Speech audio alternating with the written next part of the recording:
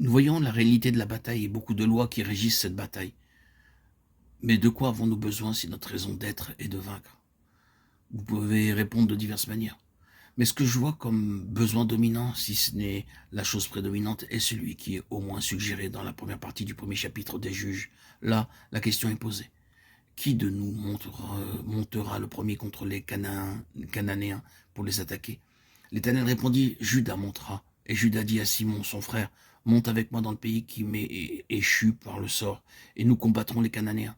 J'irai aussi avec toi dans celui qui t'est échu en partage. Et Simon alla vers lui. Judas monta, et l'Éternel livra entre leurs mains les Cananéens, les Phéréziens. Ils bâtirent 10 000 hommes à Bézek. Il y a ici un travail effectif, une réelle efficacité. Qu'y a-t-il eu derrière cela? Il y a eu la communion fraternelle, la coopération. Ici, vous trouvez l'esprit de fraternité se manifestant par une serviabilité mutuelle, un soutien mutuel dans le combat. L'ennemi a maintenu sa possession et a résisté au peuple de Dieu à cause d'un manque dans ce domaine. L'une des stratégies par lesquelles il est parvenu à ses fins a été de maintenir le peuple de Dieu loin d'une franche coopération spirituelle dans la bataille, de les disperser, de les diviser, de les désintégrer, de les amener à agir de manière individuelle au lieu d'intervenir en tant qu'instrument corporatif et collectif pour Dieu, et de traiter les problèmes ensemble de façon puissante. Nous ne dirons jamais assez l'importance de cette chose. C'est le fardeau de mon cœur que le grand besoin du Seigneur est d'avoir un instrument de prière qui s'assemble dans un seul but, celui de chasser l'ennemi du terrain qu'il occupe.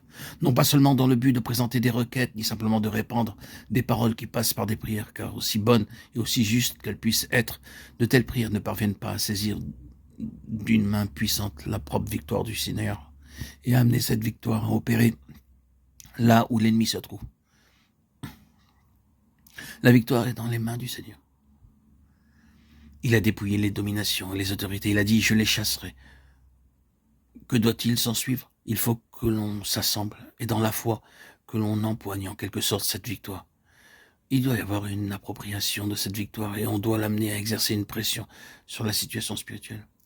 À moins que nous obtenions quelque chose de ce genre, nous ne verrons pas la contrepartie spirituelle de cette puissante expérience de triomphe qu'ont connue Judas et Simon. Là, le progrès est réel. Là, nous voyons l'ennemi contraint de quitter le terrain.